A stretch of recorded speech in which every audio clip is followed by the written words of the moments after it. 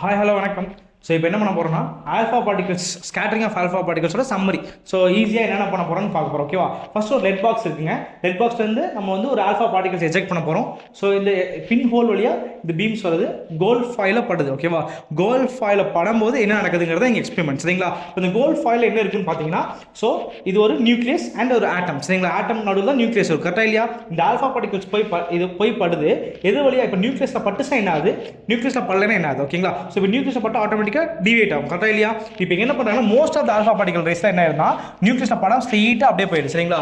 சிலது மட்டும் என்ன ஆயிருந்தா டிவேட் ஆயிடுது. சிலது வந்து ஆட்டோமேட்டிக் பட்டு அப்படியே 180 டிகிரி போயிடுது. சரிங்களா? மொத்தம் 3 கண்டிஷன்ஸ் இங்கே பார்க்க போறீங்க. ஓகே, ஒன்று வந்து ஆல்ஃபா பார்ட்டிகல்ஸ் ஸ்ட்ரெயிட்டாக போயிடுது, டிவேஷனே இல்லை. ஓகேவா? நியூக்ளியஸ் படாமல் ஸ்ட்ரெயிட்டாக போயிடுது. இன்னொன்று வந்து பட்டு ஒரு 90 டிகிரி மட்டும் திரும்புது, டிவேட் ஆகுது. ஓகேங்களா? இன்னொன்று பட்டு அப்படியே 180 டிகிரி டிவேட் ஆகி பேக் வந்தது. ஓகேவா? ஸோ அப்போ மொத்தம் 3 கண்டிஷன்ஸ் இங்கே படிச்சிடும். கிளியரா? ஓகேவா? ஸோ இப்போ இதை வச்சு அவர் என்ன சொல்றாருன்னு பார்த்தீங்கன்னா, ரூதர்ஃபோர்ட் என்ன சொல்ல வராருன்னு பார்த்தீங்கன்னா, இப்போ இந்த மேக்ஸிமம் இந்த ஆட்டம்குள்ள எல்லாமே எம்டி ஸ்பேஸ் தான் இருக்கு அப்படின்னு சொல்லி சொல்றாரு. சரிங்களா? அப்போ இந்த நியூக்ளியஸ் சென்டர்ல இருக்கு இல்லையா, அப்போ என்ன ஆகுது, அப்போ நியூக்ளியஸ் ரொம்ப சின்னதாக தானே இருக்கும். அப்போ தானே ஆட்டம் சுற்றி, இப்போ ஆட்டம் பெருசாக இருக்கு, நியூக்ளியஸ் நடுவில் இருக்குன்னா நியூக்ளியஸ் சின்னதாக இருந்தால் மிச்சத்தை எல்லாமே என்ன ஆகும், அந்த ரேஸ் வந்து பாஸ் ஆகி போயிடும். கரெக்டா?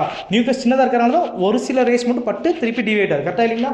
அதனால அந்த ஆர்டர் ரேடியஸ் ஆஃப் நியூக்ளியஸ் பார்த்தீங்கன்னா வெறும் 10⁻⁻14 மீட்டர் அந்த ரேஞ்ச் தான் இருக்கும்னு சொல்லி சொல்றாங்க. சரிங்களா? அதே மாதிரி நியூக்ளியஸ் சுற்றி இப்போ ஆட்டம்ஸ் இருக்குங்களா, ஸோ அப்போ ஃபுல்லாக எலக்ட்ரான்ஸ் வந்து ரிவால்வ் ஆகிட்டே இருக்கும் அப்படின்னு சொல்லி சொல்றாங்க. சரிங்களா? ஓகே, ஸோ இது ஒன்று சொல்லிட்டாரு. இப்போ அடுத்தது பார்த்தீங்கன்னா, இதில் வந்து கிராஃபில் பார்த்தீங்கன்னா, இங்கே வந்து கிராஃப் என்ன ஆகுதுன்னா, இப்போ மேக்ஸிமம் மோஸ்ட் ஆஃப் 10⁻7 அந்த ஆல்ஃபா பார்ட்டிகல்ஸ், அவ்வளோ ஆல்ஃபா பார்ட்டிகல்ஸ் என்ன டீவியேஷனே இல்லாமல் ஸ்ட்ரெயிட் அப்படியே போயிடுது. ஓகேவா? ஸோ 90 டிகிரியில் பார்த்தீங்கன்னா, ஐ மீன் போய் பட்டு இந்த மாதிரி 90 டிகிரி டேர்ன் ஆகுது இல்லைங்களா, அது வந்து பார்த்தீங்கன்னா எவ்வளோ ஆகுதுன்னா ஒரு 10 ஸ்கொயர். இந்த 10⁻2னா இந்த 100 ஆல்ஃபா பார்ட்டிகல் ரேஸ் வந்து ஐ மீன் 10⁻7 எங்கே இருக்குது, 10⁻2 எங்கே இருக்குன்னு பாருங்களேன். இது மேக்ஸிமம் நம்பர் டீவியேஷனே நடக்க மாட்டேது. ரொம்ப கம்மியானது வந்து லைட்டாக டிவேட் ஆகுது. அதை விட இன்னும் கம்மியானது என்னது 180 டிகிரியில் வந்து பட்டு திருப்பி டிஃப்ரெண்ட் ஆகுதுன்னு சொல்லி 3 கன்க்ளூஷன் கொடுத்துருக்காரு. ஸோ இப்போ அடுத்தது பார்த்தீங்கன்னா, இப்போ க்ளோசஸ்ட் அப்ரோச். இப்போ என்னன்னு பார்த்தோமா, நியூக்ளியஸ் இங்கே இருக்குங்களா, இப்போ பட்டு இது டிவேட் ஆகி போது பார்த்தீங்களா, இதுக்கும் இந்த சென்டர் ஆஃப் நியூக்ளியஸ் டிஸ்டன்ஸ் தான் என்னங்கிறாங்க க்ளோசஸ்ட் அப்ரோச்னு சொல்லி சொல்கிறாங்க. சரிங்களா?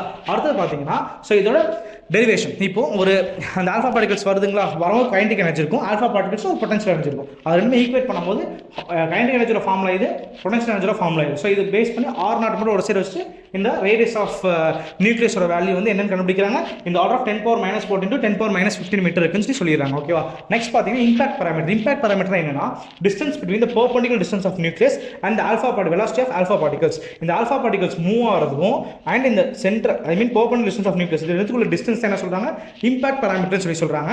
இப்போ இந்த இம்பாக்ட் பாராமீட்டர் இந்த பிங்கிற லென்த் வந்து இன்க்ரீஸ் ஆக என்னங்கிறாங்க, ஸ்கேட்டரிங் ஆங்கிள் வந்து டிக்ரீஸ் ஆகிட்டே இருக்குங்கிறாங்க. அப்படியே இன்வெர்ஸ்லி ப்ரொபோர்ஷனாக இருக்குன்னு சொல்லி சொல்கிறாங்க.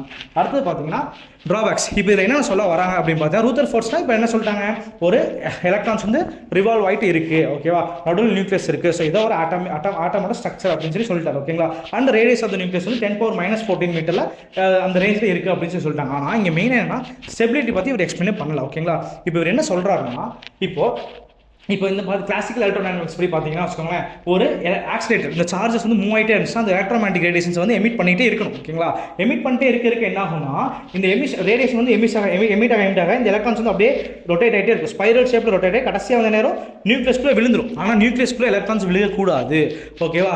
ஸோ அப்போ அப்போ இங்கே வந்து என்னன்னா, இந்த ரூதர்ஃபோர்ட் வந்து ஏன் இது வந்து விழுகல, ஏன் வந்து ஆக்சுவலி வந்து இது ஸ்பைரல் இதில் இருக்குது அப்படிங்கிறத எக்ஸ்பிளைன் பண்ண முடியல ஒரு நாள். சரிங்களா? ஸோ அப்போ ஸ்டெபிலிட்டி பற்றி இவர் எக்ஸ்பிளைன் பண்ணாமல் விட்டுட்டார். ஓகேவா? ஸோ அப்போ நெக்ஸ்ட் இது என்ன ஆகுதுன்னா, இப்போ இது கண்டினியூஸாக எமிட் பண்ணிட்டே இருக்காங்க, கண்டினியூஸ் எமிஷன் ஸ்பெக்ட்ரல் தான் வரும்னு சொல்லி எக்ஸ்பெக்ட் பண்ணாங்க. பட் நம்ம வந்து ப்ராக்டிக்கலாக அவங்க பண்ணும்போது அப்சர்வ் வேல்யூ என்ன வந்துச்சுன்னு பார்த்தீங்கன்னா, இது லைன் ஸ்பெக்ட்ரல் தான் வந்துச்சு. ஸோ இதில் வந்து 3 drawbacks of Rutherford model. So இதுதான் இந்த ஆல்ஃபா பார்ட்டிகல்ஸோட எக்ஸ்பிளைன். ஓகேங்களா?